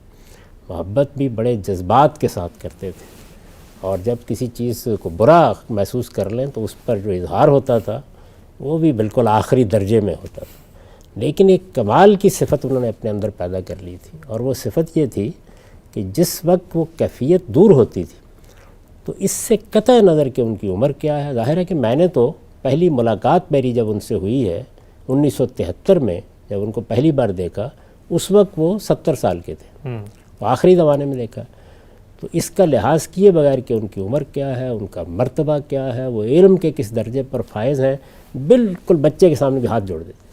اچھا، ظاہر ہے کہ اس سے جو ایک انسان معافی مانگتا ہے دوسرے سے، ہمارے یہاں تو یہ ہے نا کہ ایک مرتبہ میں نے دیکھا کہ میری ایک عزیزہ اپنے بچے کو یہ سکھا رہی تھیں کہ بیٹے تم سوری بول دو۔ بچے میں اتنی انا تھی کہ وہ کہتا تھا کہ اور سب کرا لو میں یہ نہیں کروں، یہ تو سوال ہی نہیں پیدا ہوتا، آسان نہیں ہوتا یہ۔ یعنی آپ کے اندر جو جذبات پیدا ہوتے ہیں، جو حدت شدت ہوتی ہے، اس کا سب سے بڑا ظہور کا باعث تو آپ کی انائی بنتی ہے، تو معافی مانگ لینا یعنی یہ آسان چیز نہیں ہے۔ تو میں نے دیکھا کہ یہ چیز جو ہے وہ ان کے لیے تزکیے کا باعث بنے، پاک کر لیتے تھے اپنے آپ کو، غصہ آ گیا، اس کا اظہار ہوا، اس کے بعد بس ہاتھ جوڑ دیے، معافی مانگ لی۔ ایک مرتبہ میں گاؤں میں تھا، رحمان آباد میں اس وقت مقیم تھے، تو اپنے گھر سے نکلے، میں بھی ساتھ تھا، خیال یہ تھا کہ نماز پڑھنے کے لیے مسجد جائیں گے، تو جیسے ہی نکلے گلی میں تو ایک اماں بوڑھی، جیسے دیہاتی خواتین ہوتی ہیں، وہ اپنی بھینس لے کے جا رہی تھی۔ اب بھینس جانتے ہیں کہ بھینس ہی ہوتی ہے، وہ بھینس نے جو اپنی دم ہلائی تو مولانا کے سب کپڑوں کے اوپر گرو گلزار ہو گئے۔ ظاہر ہے کہ ان کی طبیعت جیسی سخت غصہ آیا، اور انہوں نے اس اماں کو بس جو کہنا تھا کہہ دیا۔ اس کے بعد خاموش ہو گئے، بات کر رہے تو وہ بھی گئی، اسی حالت میں گئے، نماز پڑھی تو واپس آئے، یعنی اتنے غصے میں تھے کہ میں بھی کوئی بات کرنے کی جرت نہیں کر سکا۔ جب واپس آئے تو میرا خیال تھا کہ بیٹھک میں جائیں گے، وہیں جہاں بیٹھے، سیدھے اس مائی کے پاس گئے، گھٹنے نیچے رکھ دیا اور کہا کہ اماں مجھے معاف کر دو۔ اللہ اکبر۔ تو یہ جو چیز ہے یہ میں نے دیکھی ان کے عملاً دیکھی، اور یہ میں یہ آپ سے عرض کر رہا ہوں کہ اس عمر میں دیکھی، اس وقت دیکھی جب اس گاؤں کے لوگ یہ سمجھتے تھے کہ ایک ولی اللہ ہے جو ہمارے درمیان رہ رہا ہے۔ یعنی اس اماں کا حال یہ تھا کہ وہ رو رہی تھی آگے سے کہ آپ کیا کر رہے ہیں، آپ تو میرے باپ ہیں، آپ نے کہہ لیا تو کیا فرق پڑتا ہے اس سے، میری غلطی تھی، میں وہاں سے گزر رہی تھی اور وہاں پہ کیچڑ تھا اور اس طرح کی چیز تھی۔ تو یہ میرے نزدیک اپنی تہذیب کرنے کے دو مرحلے ہیں، یعنی ایک تو یہ کہ آپ اتنا زیادہ اپنے آپ کو اس میں مہذب بنا لیں کہ اس کا اظہار ہی نہ ہو جائے تو پھر وضو کریں، اور وضو کیا ہے، یعنی نماز کا وضو تو اعضاء کو دھونا ہے نا، اس کا وضو یہی ہے، معافی مانگے، توبہ، معافی، استغفار، آپ اپنے رب سے بھی معافی مانگیں اور بندوں سے بھی معافی مانگیں، اور اس کو کبھی انا کا مسئلہ نہیں بنانا چاہیے۔ بیوی ہے، بچے ہیں، چھوٹا ہے، بڑا ہے، ہاتھ جوڑ دیجیے اس کے سامنے، کیونکہ یہ معاملہ یہیں صاف ہو جانا چاہیے، اور یہ چیز آپ کو بہت حد تک اپنی زندگی میں پاکیزگی کی طرف لے جائے گی۔ ٹھیک۔ اچھا خان صاحب، آپ نے بھی فرمایا تھا کہ رسالت مآب صلی اللہ علیہ وسلم کی جو زندگی ہے، ظاہری بات ہے ہم مسلمانوں کے لیے تو وہی رول ماڈل ہیں، اسوہ حسنہ، آپ کا ہر کام، آپ کا ہر عمل، لیکن جب آدمی کو غصہ آتا ہے تو وہ 2 منٹ کے لیے دماغ میں باور کرتا ہے کہ جو سچویشن مجھے پیش آئی ہے، اللہ کے رسول تو جس ماحول میں تھے، مطلب مدینہ میں ہیں، تو آپ کے سارے چاہنے والے، آپ پر جان مالا، ہر چیز قربان کرنے والے، تو یہ سچویشن شاید اس وقت ان کے ہاں ارد گرد نہ ہو کہ لیگ پولنگ ہو رہی ہے، سازش ہو رہی ہے، کوئی کسی کے پیچھے غیبت کر رہا ہے، وہ تو ایک قدسیوں کا ماحول تھا۔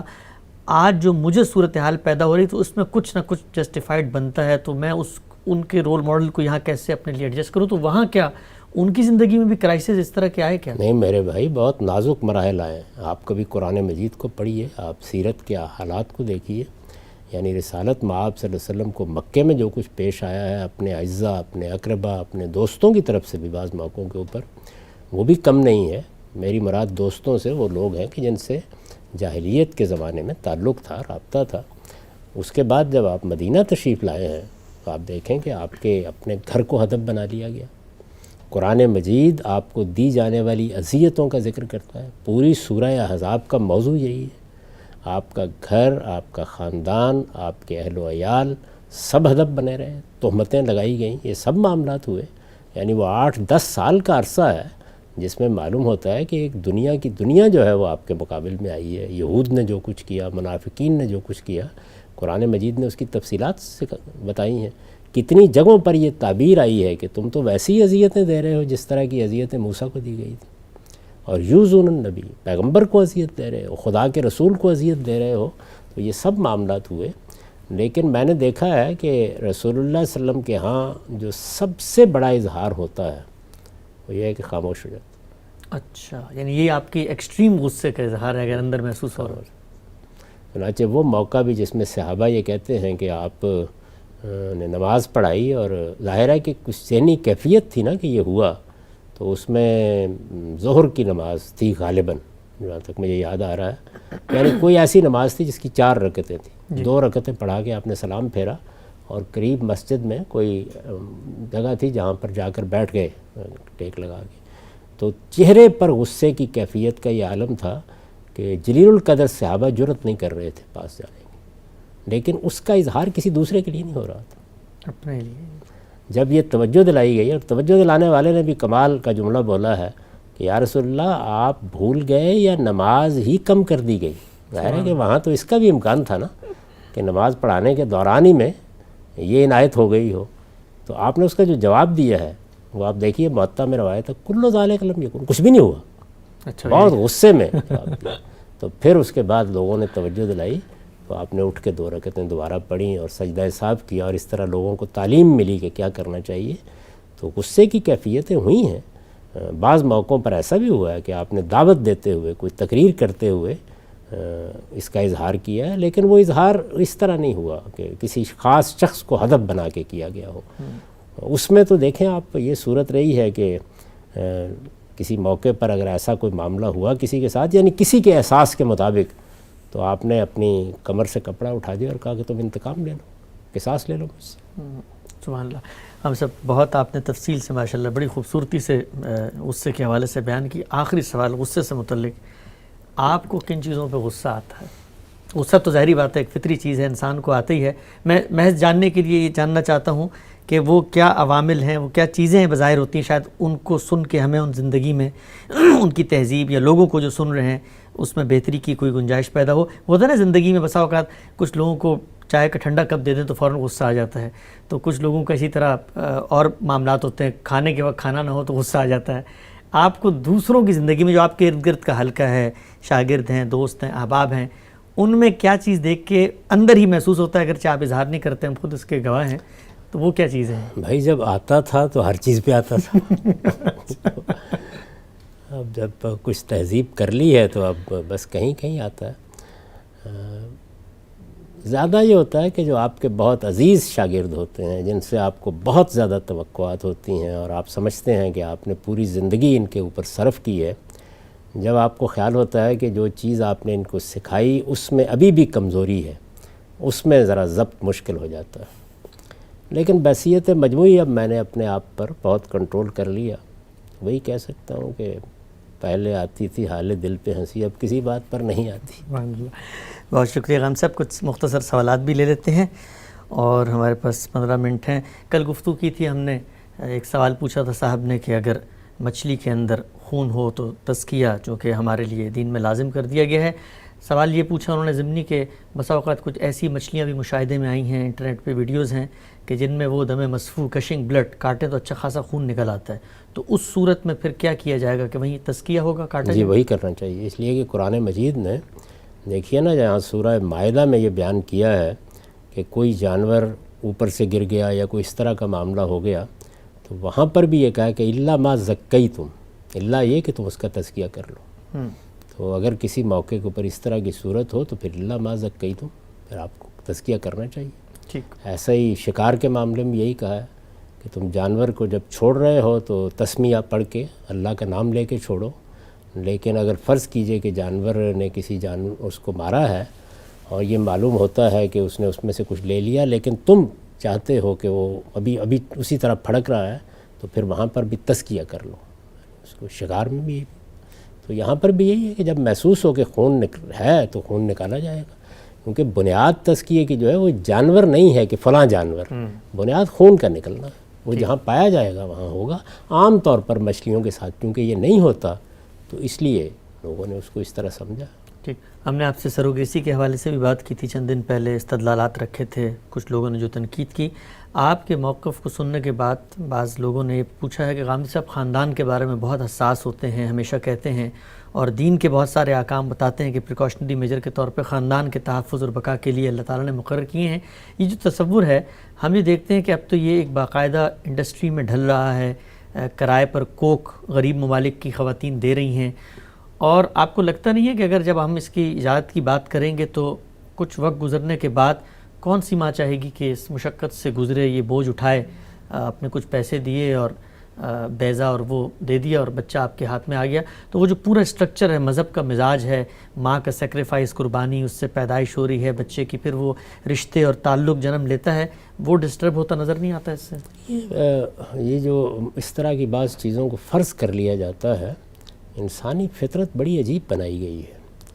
یعنی عورت صرف یہی نہیں چاہتی کہ اس کو اللہ تعالیٰ اولاد دے، وہ اس کو اپنے پیٹ میں پالنا چاہتی ہے۔ اچھا، یہ اس کی فطرت میں بڑا غیر معمولی احساس رکھا گیا ہے، تو اس لیے آپ اس کی فکر نہ کریں، اور چونکہ یہ بات اگر کہی جائے گی یا کبھی ہوگی تو لوگوں کو متنبہ کرنا چاہیے کہ آپ کی اولاد ہے، آپ کا بچہ ہے، اس بچے کا یہ حق ہے کہ اس کو حقیقی ماں باپ ہر حال میں ملے، اس کے نسب میں کوئی خرابی نہیں ہونی چاہیے۔ خاندان کا احساس یا تعلق وہ ایک بڑی قیمتی دولت ہے، لیکن اس سب کے باوجود بعض چیزیں ہیں کہ جن کو دور جدید نے اس طرح نہیں رہنے دیا۔ مثال کے طور پر ماں بچے کو جنتے وقت جس تکلیف سے گزرتی تھی یا گزرتی ہے، اب آپ دیکھتے ہیں کہ ہمارے ملک میں تو کم سے کم، یہاں تو میں نے دیکھا یو ایس میں کہ عام طور پر اطباء یہ نہیں کرتے، یعنی وہ کوشش کرتے ہیں کہ قدرت کے بنائے ہوئے نظام ہی کے تحت بچے کی پیدائش ہو، لیکن ہمارے ہاں تو اب ہر تیسرا چوتھا بچہ جو ہے وہ آپریشن سے ہو رہا ہوتا ہے۔ اسی طریقے سے ماں کی چھاتیوں سے دودھ پینا یہ بھی بچے کے ساتھ ایک وابستگی پیدا کرتا ہے نا۔ انسان اپنے پورے وجود سے گویا اپنے بچے کی پرداخت کر رہا ہوتا ہے، لیکن آپ نے دیکھا کہ عربوں کے ہاں یہ رواج ہی نہیں تھا، عام طور پر دیہات سے عورتیں آ جاتی تھیں۔ اچھا، وہ عورتیں کیوں آتی تھیں؟ غربت ہی باعث بنتی تھی نا، ضرورت ہی باعث بنتی تھی، تو اس لیے یہ ایڈیشن ہے جس میں بہت احتیاط کے ساتھ جانا چاہیے، لیکن اس سے خاندان کے ادارے کو کوئی نقصان نہیں پہنچتا۔ جو کچھ ہے بس میاں بیوی کے درمیان رہنا چاہیے، اس کو پوری طاقت کے ساتھ پکڑے رکھیں کہ میاں بیوی کے علاوہ کسی اور طرف آپ اگر نگاہ کریں گے یا کوئی اور راستہ اختیار کریں گے تب خاندان بھی برباد ہوگا، دین کے مقاصد بھی تباہ ہوں گے، اور پھر اس کے نتائج بھی بہت برے نکلیں گے، اور یہ انسان کے بچہ ہے نا، انسان ہے، اس کے بنیادی حقوق کے بھی خلاف ہے۔ تو اس وجہ سے میں اس طرح کی کسی چیز کو جائز نہیں سمجھتا، لیکن اس کے بارے میں میری رائے یہ ہے کہ کسی ضرورت کے تحت، یہ بھی ضرورت کے تحت ہے، یہ نہیں ہے کہ ہر آدمی اپنی سہولت کے لیے یہ کرے، ضرورت ہے کسی کی اولاد نہیں ہے یا نہیں جنم دی جا سکتی تو اس میں اب ٹیسٹ ٹیوب بیبی تو بہت عام ہو گیا۔ آپ دیکھ رہے ہیں، میں نے ملیشیا میں دیکھا، وہاں ذرا تھوڑا سا بعض معاملات کے لیے جاننے کا موقع ملا تو پتہ چلا کہ بہت لوگ ہیں اس طریقے سے بچوں کی پیدائش کا معاملہ کر رہے ہیں۔ ٹھیک، لیکن عام صاحب آپ اس کی تو تائید فرمائیں گے نا کہ قانون سازی ہونی چاہیے، کیونکہ کچھ کیسز سامنے آئے ہیں کہ آپ نے سروگیٹ مدر کو سے معاملہ کیا، بچہ پیدا ہوا، معذور تھا، تو انہوں نے کہا بھائی تمہاری کوکھ سے ہوا تم ہی رکھو، یا بسا اوقات اس نے دینے سے انکار کر دیا۔ تو آپ خود فرماتے ہیں کہ انسان کے ساتھ، کیونکہ انسان کی ایک نفسیات، شخصیت ہے، کوئی چھیڑ چھاڑ کرتے ہوئے سوچنا چاہیے، تو یہ ایک اتنا اس کو کہتے ہیں ایموشنل اور بلٹ ان معاملہ ہے کہ اس کو محض اس طریقے سے کہ آپ کسی کو لے لیں کرائے پر، یہ بھی ایک تو مشکل کام ہے، قانون سازی ہونی چاہیے نا۔ میں نے جب پہلی مرتبہ اس سوال کا جواب دیا سب سے زیادہ اسی جانب توجہ دلائی تھی کہ اس کو آپ قاعدے میں لائیں، ضابطے میں لائیں، اس کے لیے ہر چیز علانیہ قاعدے کے مطابق تحریری طور پر کسی قانون کے تحت ہونی چاہیے۔ ایسے سب معاملات میں، یہ تو میرے نزدیک رضاعت میں بھی آج کے زمانے میں یہ عرب کا دور نہیں ہے، ان سب چیزوں کا لحاظ رکھنا چاہیے، کیونکہ اس سے رشتے پیدا ہوتے ہیں، تعلقات بنتے ہیں، اس کی بنیاد پر بعد میں کچھ فیصلے کرنے ہوتے ہیں، تو قانون سازی کرنا تو بہت ضروری ہے۔ یعنی آج کا زمانہ کسی گاؤں کا زمانہ نہیں ہے کہ جہاں کوئی اس طرح کا معاملہ ہوگا تو 10 لوگ گواہی دینے والے ہوں گے۔ آپ شہروں میں رہتے ہیں، بڑے شہر ہیں، اس میں انسان گم ہو کے رہ جاتا ہے، تو کوئی معاملہ بھی آپ جب تک ریاست، قانون، ضابطے اس کے اندر پوری طرح نہ بنا دیے جائیں، یا آپ کو معلوم ہے کہ اعضاء کی منتقلی کے بارے میں بھی ہمارے ہاں قانون سازی کرنا پڑی ہے، قانون سازی تو لازماً ہونی چاہیے۔ اصولی بات میں نے کہی ہے کہ اس پر شریعت کی روح سے میرے خیال میں اعتراض بہت مشکل ہے۔ ٹھیک، آخری ذرا پہلو بیان کیجیے گا۔ بھی کل پرسوں خبر آئی ہے کہ ایک 28 سال پرانا فروزن ایمبریو تھا جس کو اسی طریقے سے، اور وہ کسی اور کا تھا، اور اس کا ادخال ہوا اور اس سے بچے کی پیدائش ہوئی۔ تو یہ بھی تو ایک کلچر ہے اس وقت ڈونر ایگ اور اسپرم کے بارے میں، تو اس کو روکنے کے لیے مذہبی علماء کو کیا کہنا چاہیے؟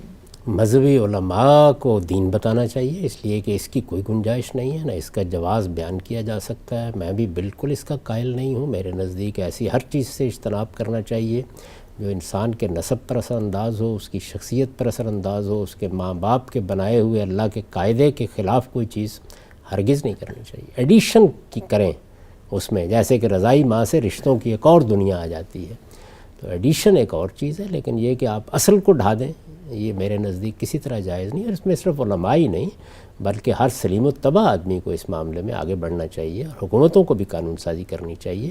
جو عالمگیر اخلاقی اصول ہیں وہ صرف علمائی کا کام نہیں ہے بتائیں، وہ پوری انسانیت کے ضمیر کی آواز ہے، تو اس پہ ہر ایک شخص کو لبیک کہنا چاہیے۔ ٹھیک، آگے بڑھتے ہیں، ہم سب چند منٹ باقی ہیں، مزید کچھ اشکالات رکھ دیتے ہیں۔ ہم نے بات کی تھی آپ سے مرسی کلنگ کے حوالے سے کہ لوگ تکلیف سے نجات کے لیے اگر ان کی جان لینے کا معاملہ پیش آئے، ایک کینسر کے اسپیشلسٹ ہیں، انہوں نے سوال پوچھا کہ کیا کوئی مریض اگر خود یہ کہہ دے کہ میں کینسر کا علاج نہیں کروانا چاہتا اور وہ قابل علاج ہے، تو کیا اس کا یہ اقدام کیا خودکشی کے مترادف ہوگا؟ یہ ڈاکٹرز اس کو قائل کر سکتے ہیں دینی لحاظ سے کہ تم یہ غلط کام کر رہے ہو؟ جو بھی آپ کا عزیز ہے، آپ کا قریبی ہے، یا آپ کا مریض ہے، آپ ڈاکٹر ہیں، طبیب ہیں، تو اچھی بات کا قائل تو کرنا چاہیے، لیکن یہ فیصلہ تو بہرحال ہر انسان کو کرنا ہے۔ یعنی علاج کرانے کے فیصلے پر مجبور تو نہیں کیا جا سکتا کسی آدمی کو۔ ہم نصیحت ہی کریں گے اس کو کہ تمہیں اللہ تعالیٰ کے حضور جانا ہے تو علاج کراؤ اپنا، لیکن علاج کے بارے میں میرا یا آپ کا اطمینان نہیں ہے، کسی طبیب پر اطمینان نہیں ہے، کسی طریقے علاج کو میں اپنے لیے موضوع نہیں سمجھتا، تو یہ اختیار انسان سے کیسے چھینا جا سکتا ہے؟ یہ فیصلہ تو بہرحال اس شخص ہی کو کرنا ہے۔ اللہ یہ کہ وہ جو مرض ہے وہ متعدی نہ ہو، چونکہ وائرس کے معاملے میں تو ہم کہتے ہیں نا حکومت پابند کرتی ہے۔ وہاں تو ایک نوعیت ہی بڑی اور ہے نا، وہاں تو نوعیت یہ ہے کہ آپ سے کسی دوسرے کو نقصان پہنچے۔ دیکھیے سگریٹ ہے مثال کے طور پر، یا اس طرح، تو ہر آدمی جو ہے پوچھا جائے گا تو آپ یہ تو نہیں کہہ سکتے کہ نشہ ہے، حرام تو نہیں قرار دے سکتے، لیکن اگر یہ دوسروں کے لیے آزار کا باعث بنتا ہے یا تکلیف کا باعث بن جاتا ہے تو پھر ظاہر ہے حرمت کا فتویٰ دیں گے ہم۔ وہ حرمت کا فتویٰ اصل میں کس چیز پر ہے؟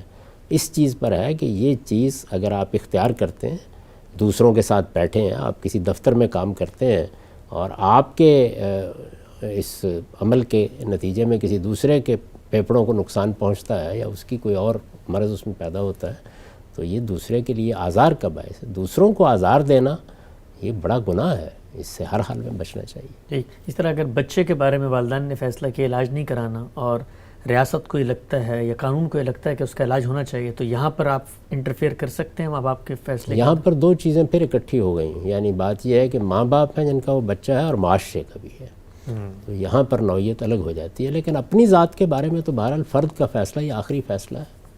ٹھیک، ہم سے پچھلے دنوں آسٹریلیا میں یہ کیس بھی سامنے آیا کہ آپ کے کچھ دینی تصورات ہیں جس کی بنیاد پر آپ خورنوش کے معاملے میں کچھ حساسیتیں رکھتے ہیں، آپ سبزی خور ہیں، لیکن عدالت نے یہ فیصلہ کیا کہ ایک بچے کو اگر آپ پروٹین نہیں پہنچاتے جتنا اس کو ملنا چاہیے، تو پھر اس معاملے میں آپ کے مذہبی نظریات آپ اس بچے پہ منتقل کر رہے ہیں، اس سے اس کی ایک تلفی ہو رہی ہے، لہٰذا اس کو پروٹین ملنا چاہیے، جب بڑا ہو تو اپنے شعور سے فیصلہ کر لے، یہ فیصلہ ٹھیک؟ ہاں، لیکن پروٹین تو صرف گوشت میں نہیں ہوتا، اور بھی بڑی صورتیں ہیں اس کی، تو اس میں بھی مداخلت کرتے ہیں لوگوں کے ذاتی معاملات، ان کے عقائد، ان کے نظریات میں مداخلت، اس کے لیے بہت حساس ہونا چاہیے، یعنی اس کی اصل میں بنا پڑ جائے تو کچھ نہیں کہا جا سکتا کہ معاملہ کہاں تک جائے گا۔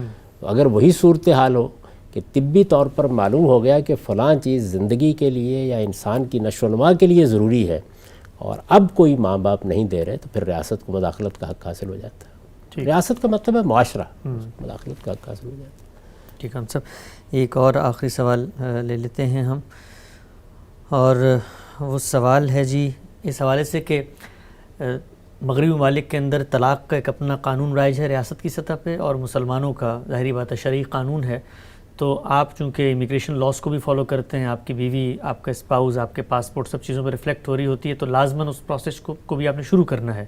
تو اگر آپ نے ریاستی قانون کو فالو کیا ہے اور شرعی قانون کو طلاق دیتے ہوئے فالو نہیں کیا، تو اس صورت میں کیا شریعت کی نگاہ میں طلاق تبھی ہوگی کہ جب ریاست اس کو نافذ کرے گی؟ جس وقت آپ کسی ملک میں رہتے ہیں تو آپ وہاں کے قوانین کی خلاف ورزی کیسے کر سکتے ہیں؟ یعنی آپ چھوڑ جائیے وہاں کو.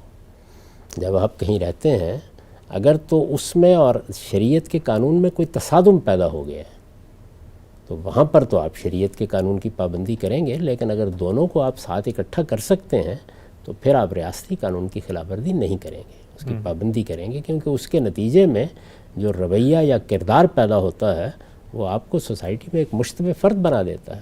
یہ کسی جگہ بھی نہیں ہونا چاہیے. تو میرے علم کی حد تک ایسے کوئی قوانین نہیں ہے جس میں تصادم پیدا ہو جائے. آپ دونوں کے تقاضے ایک ہی وقت میں پورے کر سکتے ہیں. یعنی اگر کسی ملک میں طلاق فائل کرنے کے بعد 1 سال کا پروسیس ہے، لیکن شریعت کے لحاظ سے تو عدت گزارنے کے بعد وہ آپ کی بیوی نہیں رہی. نہیں، شریعت نے یہ کہاں آپ کو پابند کیا ہے کہ اگر یہ پتہ ہے کہ سال لگنا ہے تو آپ کو ضرور آج ہی طلاق دینی ہے. اس میں کوئی تصادم نہیں ہے. پھر آپ کو معلوم ہونا چاہیے کہ یہاں طلاق دینے کا یہ طریقہ ہے تو ہمیں اسی کو فالو کرنا ہے. یہ دونوں میں کوئی تصادم نہیں ہے. ٹھیک ہے، ہمارا وقت یہاں پہ پورا ہوتا ہے. بہت شکریہ آپ کے وقت کا.